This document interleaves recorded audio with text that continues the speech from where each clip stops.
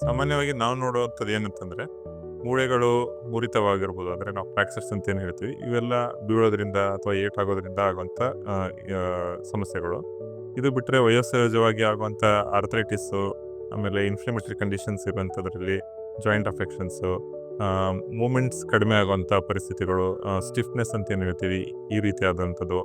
ಆಮೇಲೆ ಚಿಕ್ಕ ಮಕ್ಕಳಲ್ಲಿ ನಾವು ನೋಡುವಂಥ ಕಾಮನ್ ಪ್ರಾಬ್ಲಮ್ಸ್ ಏನಂದ್ರೆ ಇನ್ಫೆಕ್ಷನ್ಸು ಅಥವಾ ಎಪಿಫೇಶಿಯಲ್ ಆರ್ ಗ್ರೋತ್ ಪ್ಲೇಟ್ ಇಂಜುರೀಸ್ ಅಂತ ಏನು ಹೇಳ್ತೀವಿ. ಇವೆಲ್ಲ ಬೀಳೋದ್ರಿಂದ, ಏಳೋದ್ರಿಂದ ಆಗುವಂಥ ಸಮಸ್ಯೆಗಳನ್ನು ನಾವು ನೋಡ್ತಾ ಇರ್ತೀವಿ.